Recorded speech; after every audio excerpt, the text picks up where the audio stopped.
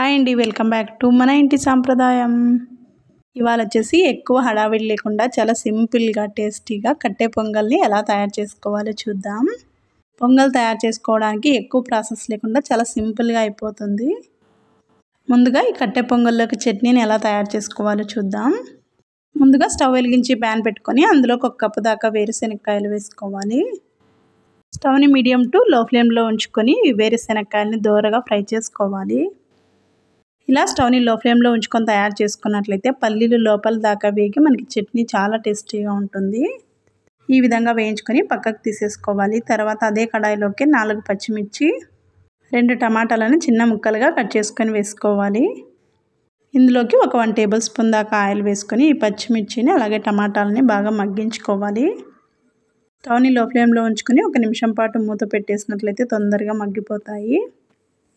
ఈ విధంగా మధ్య మధ్యలో కలుపుకుంటూ టమాటాలని పచ్చిమిర్చిని బాగా వేయించుకోవాలి. ఇప్పుడు ఇందులోకి 5 లేదా 6 వెల్లుల్లిపాయలను పొట్టు తీసి వేసుకోవాలి. ఈ టమాటా, పచ్చిమిర్చి, వెల్లుల్లిపాయలు బాగా ఫ్రై చేసుకున్న తర్వాత స్టవ్ ఆఫ్ చేసుకొని పూర్తిగా చల్లారేంత వరకు పక్కన ఉంచుకోవాలి. ముందుగా వేయించిన పల్లీలను అందులో ఉన్న పొట్టునంతా తీసేసి ఒక మిక్సీ జార్లోకి వేసుకోవాలి. అలాగే ఒక 1/2 కప్ దాకా పుట్నాల పప్పును కూడా వేసుకోవాలి. రెండింటిని వేసుకొని మెత్తగా మిక్సీ పట్టుకోవాలి.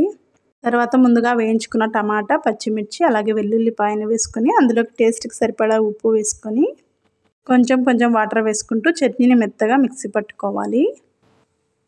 ఈ వీడియోలో చూపించిన విధంగా ఇలా మెత్తగా మిక్సీ పట్టుకొని తీసుకోవాలి.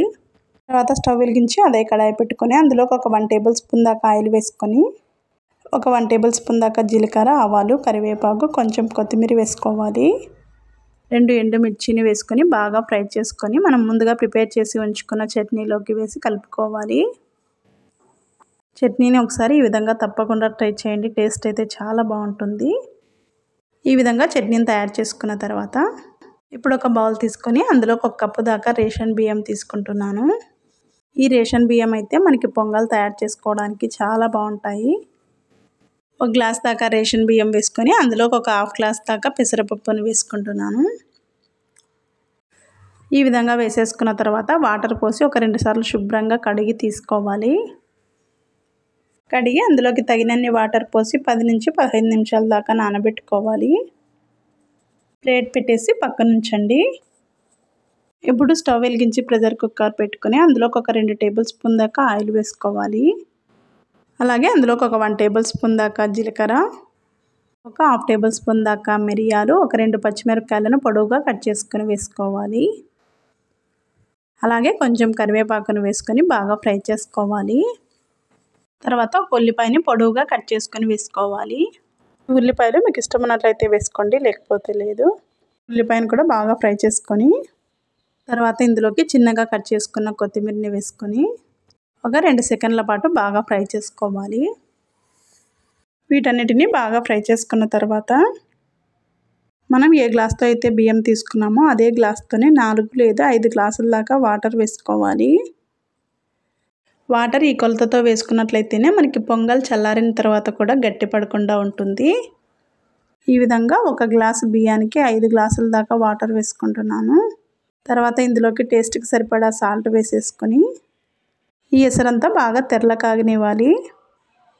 ఈ విధంగా ఎసరును ఉడికించుకున్న తర్వాత ముందుగా నానబెట్టి ఉంచుకున్న పెసరపప్పు, బియ్యంని వేసుకోవాలి. 1 గ్లాస్ బియ్యము 1/2 కప్ దాకా పెసరపప్పు వేసుకున్నాము.